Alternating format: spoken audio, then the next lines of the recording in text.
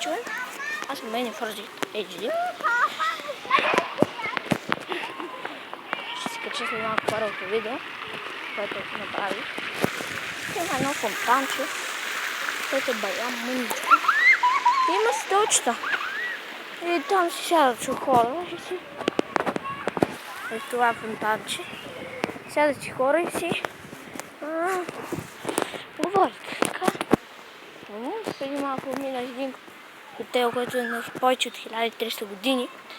И благодаря да едно огледало тук, че го минах, защото видях в него. Малко да поседна.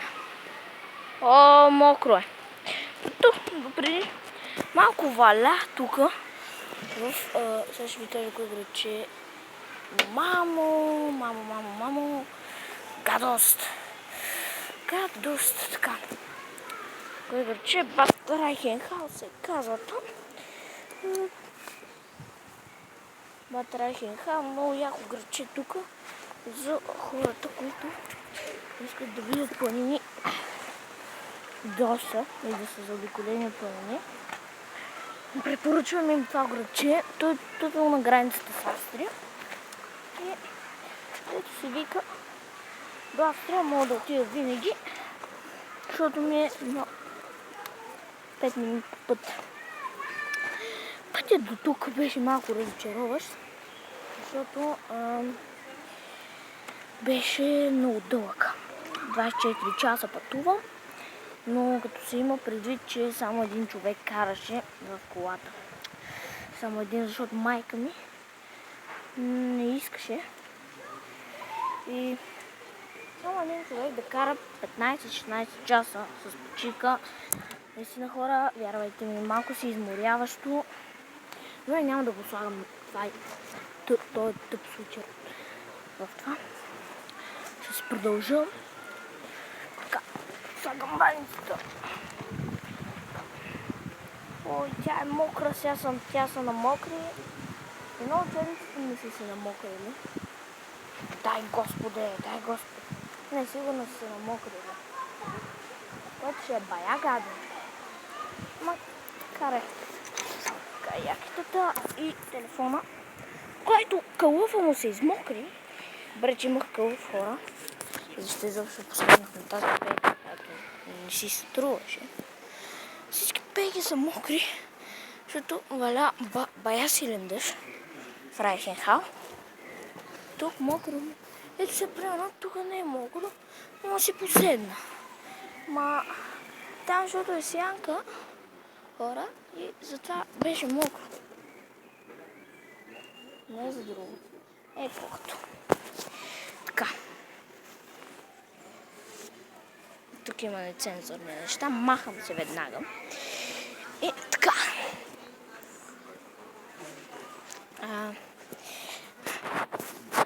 Сега. Вървим.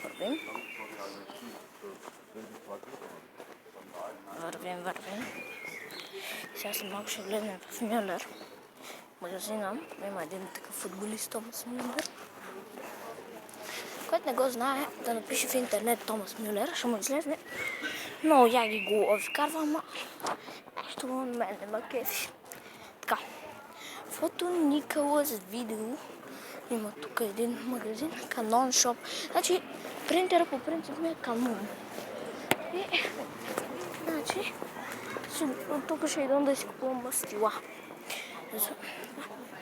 Така. В момента още не разбирам немски.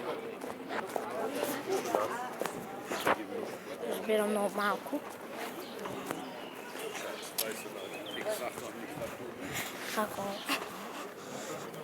сте виждали куче в такова количка с бебешка, да се тика. Ето тук преди малко видях, но мина много бързо и кучето едва ме дам дишаше.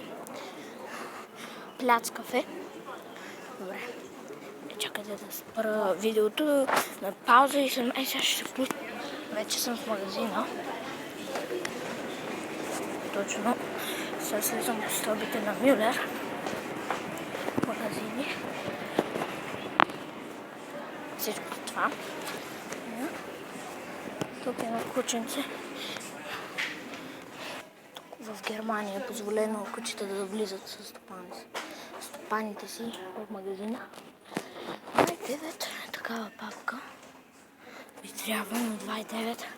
Но има 1,79, ми повече, няма ли? 8 евро. Няма да си купувам.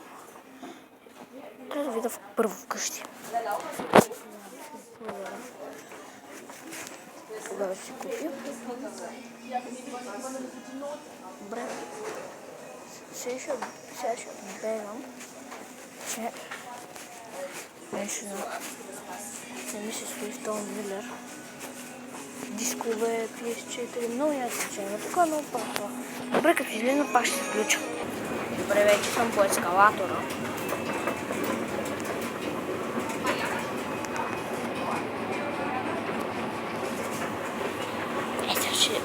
Тук има служители, като вземеш такова. Добре. Една служителите, но проблема е, че тук има касиери, които те проверяват. Така че сега след малко пак ребърча, че нямам нищо, че не смеям. Няма да е.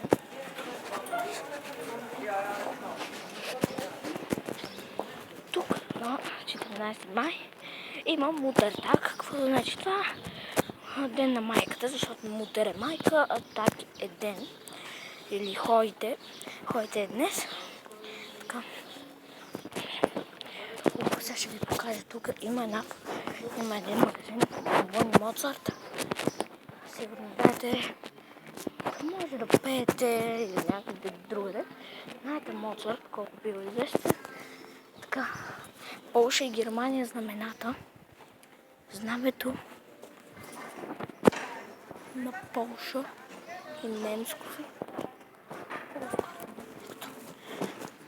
Знаме. Ето е фабриката. Това.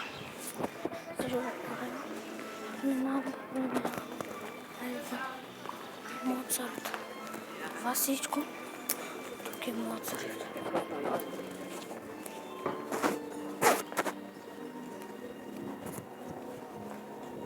Моцарт. Това всичко е Моцарт тук. Дам се да сте го видяли. Тук един уличен музикант много хубаво свири. Ето го.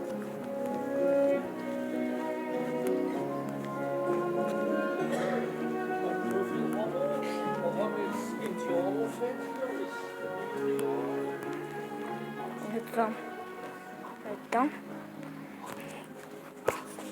Много хубаво свири. Германия са известни в Австрия много от цигулките.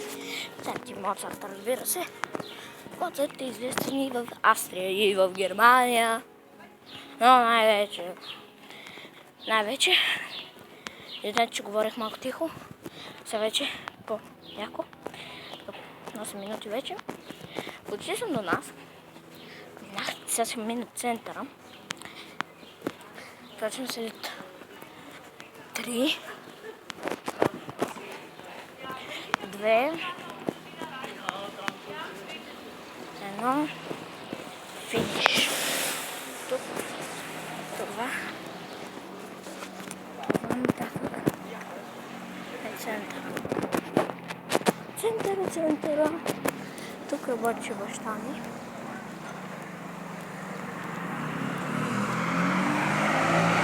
Туха, бар и ресторант. Тук е градинката на Туха. Споти ми се ръката. Майка на гриба. Опа, извинете. Там видих ли какъв дъжд идва само. А не, отминава той към планината. Почти решах да се пусна тук в един бордюр. 8 минути вече от началото на клипа. Беше някъде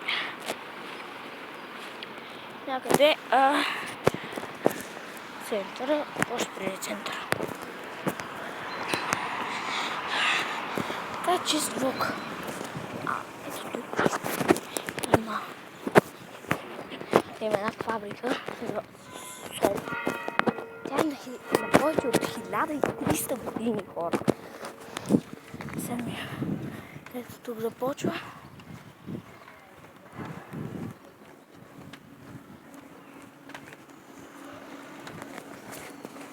Малко.